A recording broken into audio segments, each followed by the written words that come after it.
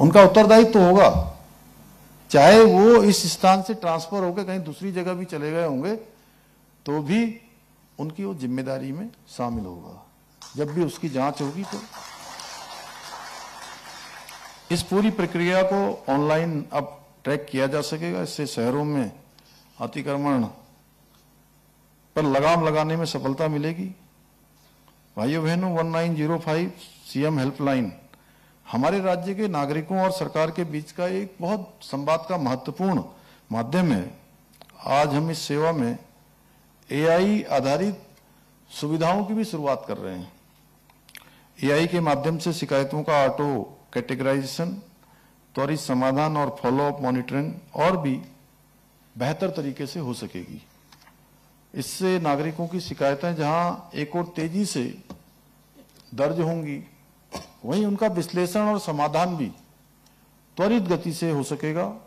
हमारा उद्देश्य है कि 1905 सीएम हेल्पलाइन में आने वाली प्रत्येक शिकायत का त्वरित और संतोषजनक समाधान हो सके, ताकि हमारे नागरिकों को अपनी समस्याओं के समाधान के लिए अनावश्यक रूप से कहीं भटकना न पड़े, समय पर उनको समाधान मिले, जो सेवाएं हैं वो सेवाएं मिले।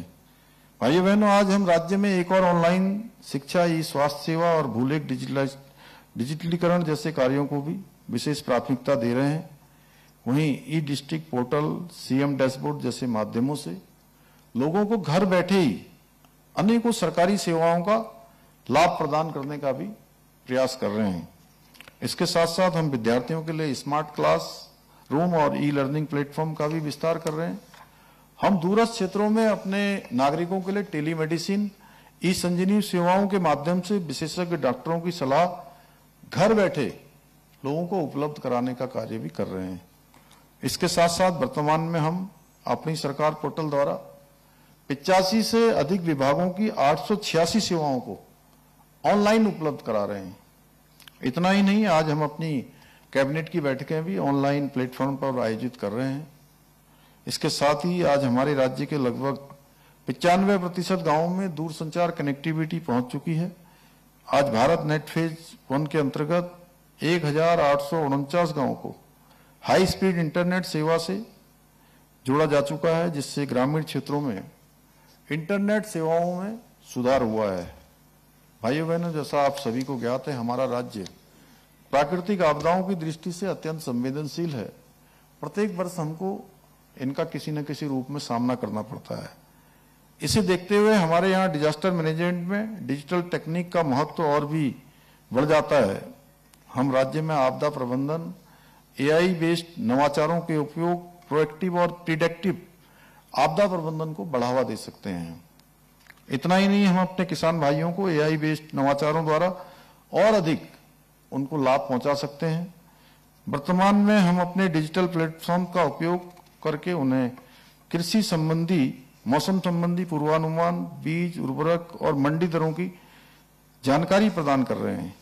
साथ ही ई नाम राष्ट्रीय कृषि बाजार के माध्यम से उन्हें अपनी उपज का उचित मूल्य भी मिल रहा है। मुझे बताया गया है कि हमारे राज्य में पर्यटकों के लिए डिजिटल पर्यटन पोर्टल और मोबाइल ऐप्स भी प्रारंभ किए हैं, जिनके माध्यम से उनकी यात्रा को और सुविधाजनक और अधिक सुरक्षित बनाया जा रहा है। सारी उत्तराखंड के स्थानीय उत्पाद जैसे हस्तशिल्प, जैविक कृषि उत्पाद और अन्य पारंपरिक वस्त्र अब ई कॉमर्स प्लेटफॉर्म्स के माध्यम से देश विदेशों के बाजारों तक भी पहुंच रहे हैं। इससे हमारे स्थानीय कारीगरों और उद्यमियों को नई पहचान भी मिल रही है। आज हमारे राज्य में डिजिटल भुगतान, ई कॉमर्स, ई बैंकिंग का प्रसार दूर दराज के ग्रामीण क्षेत्रों तक पहुंच रहा है। इतना ही नहीं, हम सरकार के कामकाज में भी डिजिटल भुगतान को ही प्राथमिकता दे रहे हैं। साथ ही हमने अधिकांश टेंडर प्रक्रियाओं को भी ऑनलाइन किया है।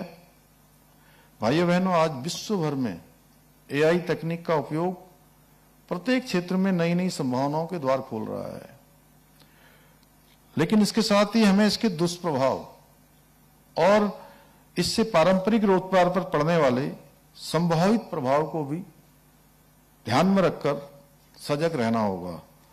मेरा पर्सनली मानना है कि हमें इसे एक खतरे के रूप में नहीं बल्कि एक अवसर के रूप में देखना चाहिए। अब समय आ गया है, हमें अपने युवाओं को एआई फ्रेंडली बनाना होगा, क्योंकि जो इस तकनीक के साथ मिलकर चलेंगे वो भविष्य के बदलते हुए दौर में भी आगे रहेंगे।